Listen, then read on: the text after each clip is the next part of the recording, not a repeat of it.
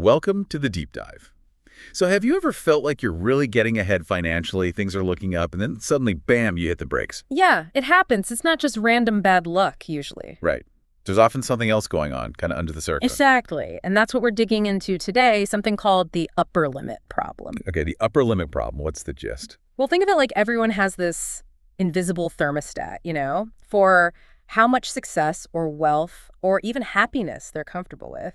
Gay Hendricks talked a lot about this in his book, The Big Leap. And when we start to push past that setting, exceed that comfort zone. Our brain doesn't just cheer us on. Not always, no. Sometimes it freaks out a little and triggers these self-sabotaging behaviors, things that pull us right back to what feels familiar. Even if familiar isn't actually where we want to be long term. Precisely. So today we're going to try and figure out why this happens.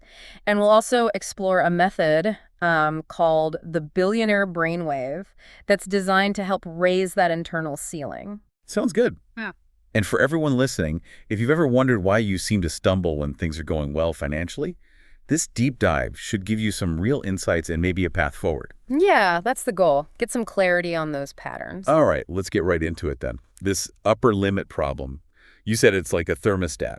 So when things get too good, financially speaking, the subconscious just turns the heat down. That's a great way to put it, yeah. And the really interesting part is why. It's not logical. It comes from really deep psychological stuff. Like what? Well, one big one is identity preservation. Think about the messages you got about money growing up. Oh, boy. Yeah. Yeah. Money's the root of all evil. Rich people are greedy. That's not for people like us. That kind of thing. Exactly. Those early ideas, they get baked into our sense of who we are. They become part of our identity. So when you start actually accumulating wealth, it clashes with those core beliefs. It creates this internal conflict. Cognitive dissonance is the technical term. Right. And the brain, wanting to resolve that conflict, often defaults to preserving the original identity. So it might subtly push you to get rid of the money, to sabotage the success, just to get back to feeling like yourself. Wow. So my own brain could be working against my financial goals just to keep things consistent with old beliefs. It can, yeah. It's like trying to fit a square peg in a round hole if your identity says, I'm not wealthy, but your bank account starts saying otherwise. What else is going on? Okay, that's confronting. What else is at play here? Another major factor is the familiarity principle. Our brains are wired for survival, right? Yeah. And survival hinges on predictability. Safety and knowing what to expect. Precisely. So the financial situation we're used to, even if it's a struggle, feels normal. It feels predictable. So even negative circumstances can feel safer than positive new circumstances. Weirdly, yes. Because the new positive situation is unfamiliar territory. It can trigger a low level of anxiety just because it's unknown. And the subconscious might gently nudge you back towards the familiar struggle because at least that's predictable. The devil you know. That's quite a survival mechanism, isn't it? It really is. It's not always helpful in modern life, but that's the wiring. Okay, so identity and familiarity. Yeah. Any other big psychological pieces? Definitely. Unworthiness programming is huge. Unworthiness. Yeah, deep down, a feeling of not actually deserving success or wealth. This can come from childhood messages, cultural stuff, past failures, lots of sources. Like imposter syndrome, maybe? That feeling of, I don't really belong here. Exactly like imposter syndrome. And when you feel unworthy, any success feels precarious, like it's going to be taken away. Self-sabotage then becomes this weird way of confirming that belief. See, I knew I couldn't handle it. Man, that's a tough loop to be stuck in. You work hard, achieve something, then undermine it because you feel like a fraud. It's incredibly frustrating. And there's one more piece we should touch on: relationships. How do relationships fit in? Well, there's the fear of outgrowing relationships. Or social animals, belonging is critical. So there can be this subconscious fear that if you become much more successful or wealthy than your friends or family, you'll alienate them. You won't fit in anymore.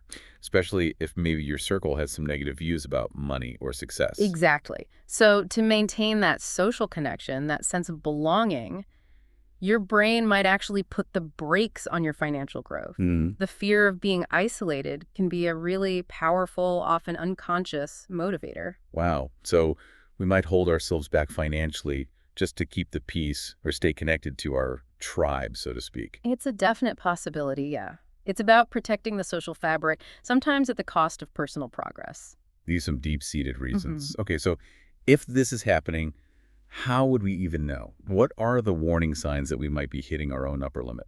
Good question. There are definitely clues to watch out for. The most obvious is probably direct financial self-sabotage. Like what?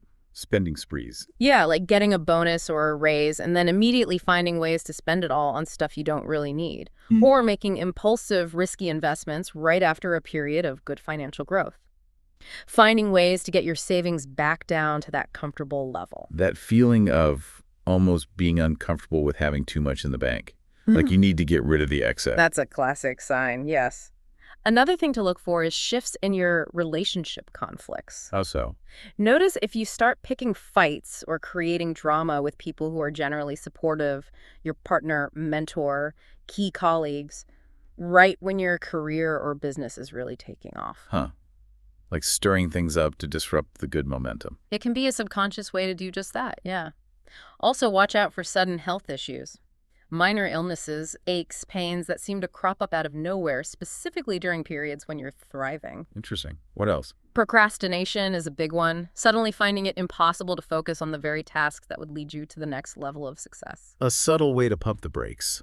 Exactly, and then there are internal feelings, like sudden worry spirals, finding new things to be anxious about just when everything seems to be going right, or success deflection. What is that? Downplaying your achievements. When someone congratulates you, you brush it off, say it was luck, or immediately point out flaws. You deflect the positivity. Okay, I can see that. Anything else? Just one more common one. Unexpected anxiety about advancement. Getting really nervous or hesitant about opportunities for growth, promotions, or expanding your business, even if it's something you logically want. That's a really useful checklist. Definitely gives us something to reflect on, Yeah. whether any of those patterns resonate. Self-awareness is key. Okay, so we've kind of mapped out the problem, this upper limit, and where it might come from. Now, let's shift gears. You mentioned the Billionaire Brain Wave method as a potential solution. What's the core idea there? Right. So the Billionaire Brain Wave isn't about some magic frequency, despite the name. It's really a framework that combines ideas from neuroscience, psychology, and practical exercises. The goal is to systematically and consciously raise that internal wealth ceiling we've been talking about. So retraining the brain to be comfortable with more success, more abundance. Exactly. Training it to not just tolerate prosperity, but to actually welcome it, expect it, and handle it effectively. Okay, I'm intrigued. How do we actually do that? What are the steps? It breaks down into about 5 key steps, and the absolute first one, the foundation, is conscious recognition. Becoming aware, like we just discussed with the sign. Precisely. You can't change a pattern you don't see. So this means actively paying attention to when you might be doing these self-limiting things. Keeping a journal is super helpful here. What should you track? Note down those moments, the impulsive purchase, the procrastination, the argument. What was happening right before? What were you feeling? Especially what feelings came up when things were going well, just before the sabotage kicked in. Kind of like being a detective of your own behavior pattern. Yeah, exactly. Asking yourself, okay, what triggered this? What was the underlying fear or discomfort? That self-inquiry brings the subconscious pattern into conscious awareness. Got it. Awareness first. What's step 2? Step 2 is neural reprogramming. This leverages neuroplasticity, the brain's ability to change and form new connections. Okay, how do we reprogram? Primarily through things like visualization and affirmations. The idea is to create new neural pathways that associate wealth and success with positive feelings, safety, and competence. So like a daily practice. Ideally, yes. Find a quiet moment, visualize yourself comfortably managing and enjoying increasing amounts of money. Start with a sum that feels achievable, maybe just slightly outside your current comfort zone, and gradually increase it over time. And notice any resistance that comes up during that visualization. Yes, pay attention to that resistance. And pair the visualization with affirmations. Things like, I am worthy and deserving of abundance. Wealth flows to me easily and I manage it wisely and responsibly. And doing this consistently actually rewires the brain. That's the principle. Repetition strengthens these new neural pathways, making positive associations with wealth more automatic over time. It's like building mental muscle. Okay, that's cool. Conscious recognition, neural reprogramming. What's step 3? Step 3 addresses that identity conflict we talked about earlier. It's called identity evolution. Ah, right. Because the brain resists things that don't fit our self-image. Exactly. So this step is about intentionally, consciously evolving your sense of self to include being someone who is comfortable and capable with wealth. How do you evolve an identity? A big part is changing your self-talk, both the internal chatter and what you say out loud. Instead of, I'm terrible with money, try shifting to, I am learning and improving my financial skills. Okay. Instead of, I'll probably never be rich, try, I am consistently building wealth and creating abundance. And crucially, connect wealth to your core values. What do you mean? If family is a core value, frame wealth as a tool to provide more security and opportunities for them. If making an impact matters most, see wealth as fuel for your mission. This helps integrate wealth into your existing value system, resolving that internal conflict. That makes a lot of sense, anchoring it to what already matters deeply. Okay. Step 4. Step 4 is environmental recalibration. Your surroundings constantly send subconscious signals to your brain. So change your environment to support your new goals. Pretty much. Be intentional about the media you consume, maybe more success stories, financial education, less negativity.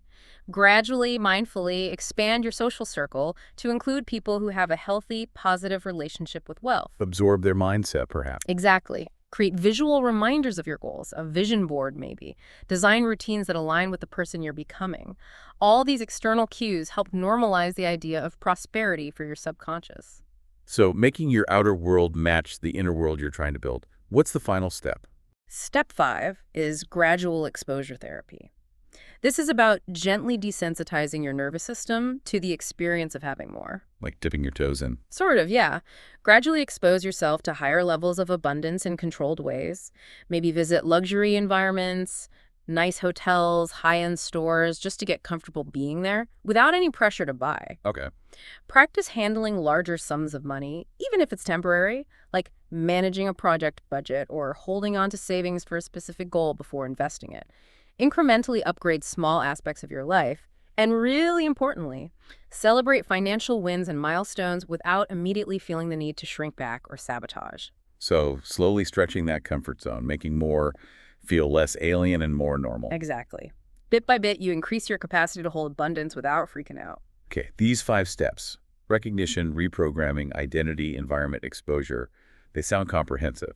But I imagine putting them into practice isn't always easy. What are some common roadblocks people hit? Oh, definitely. There are hurdles. One of the biggest is that worthiness gap we mentioned. The gap between intellectually getting it and emotionally feeling it. Exactly. People might understand the concepts, do the exercises, but still have that deep down feeling of, I don't really deserve this. So how do you bridge that gap? It takes focused inner work, actively identifying and challenging those old negative messages about your worth, especially ones from childhood. Practicing self-compassion is huge, acknowledging the feelings without judgment. Creating maybe a wealth-worthiness inventory, listing all the reasons you do deserve abundance. Connecting with your future self who is comfortable with wealth, maybe through visualization or journaling. So really targeting that core feeling of deservingness. Yes. It's often the emotional piece that needs the most attention. Okay. What about the social side, that fear of outgrowing people? Yeah, the social resistance factor. That's another big one. The fear of judgment or alienation is real. How do you navigate that? Honest conversations, where appropriate, can help. Sharing your goals and journey with loved ones. Finding ways to bring people along. Maybe sharing resources or celebrating their successes too. But also, importantly, setting boundaries with people who are consistently negative or undermining. That can be tough. It can be. And sometimes it means actively seeking out and building a new, supportive community, people who are also focused on growth and have a positive money mindset. So managing existing relationships carefully while building new supportive ones makes sense. What about just sticking with it, doing the practices consistently? The consistency challenge, yes. Life gets busy, old habits are strong, neurological rewiring needs repetition. Any tips for staying consistent? Start small. Seriously, even 5 minutes a day is way better than nothing. Link the new habit to an existing one, like doing your visualization right after brushing your teeth. Use habit trackers if that helps you, and celebrate the small wins, acknowledge yourself for showing up and doing the practice. That reinforces the behavior. Start small, link it, track it, celebrate it. Good practical advice. Oh. Okay, so if someone navigates these challenges and really commits to this process, what kinds of results might they actually see? What changes? Well, the potential outcomes are pretty significant. People often report feeling much less financial anxiety, even as their income or savings grow. That alone sounds worthwhile. Right. They usually see a decrease in those self-sabotaging behaviors we talked about, the impulse spending, the procrastination. Their financial decision-making often becomes clearer, more aligned with their long-term goals. So better choices, less self-inflicted damage. Exactly. They might find themselves naturally noticing and acting on opportunities for growth or investment that they might have previously ignored or shied away from. Becoming more opportunity aware. Yes. And there's often a greater sense of ease, comfort with having, holding, and managing larger sums of money without that internal freakout. Less discomfort with abundance. Mm-hmm. And relationships can shift too. They might find it easier to connect with other successful people, less intimidated or envious, more collaborative. And overall, a feeling of greater alignment where their financial life feels congruent with their core values and purpose. Those are really compelling results. It really sounds like it's about cultivating a fundamentally healthier, more empowered relationship with money and success. That's a perfect way to put it. Shifting from subconscious resistance to conscious acceptance and even attraction of abundance. So, wrapping this up then, the big takeaway for everyone listening is that this resistance, this upper limit we feel around wealth, it's not set in stone. It's not permanent. Absolutely not. It's a learned pattern, and patterns can be unlearned and rewritten. The Billionaire Brain Wave ideas offer a structured, kind of science-informed way to start doing that reprogramming work. And it's important to remember, like you said, this isn't just about money, is it? No, not at all.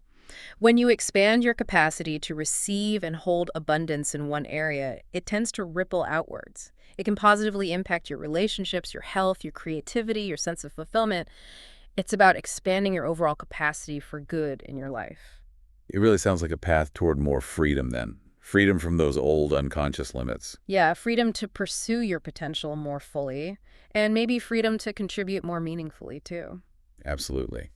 So, for you listening, maybe the first step is just to pick one thing we talked about today. Maybe start journaling, or try a simple visualization. Just begin to notice where your own upper limits might be showing up. That's a great starting point. Awareness first. And maybe leave you with this thought to ponder. What really becomes possible for you in all areas of your life when you genuinely start to believe that you deserve abundance? That's the question, isn't it? Something to think about. Thanks for taking this deep dive with us today.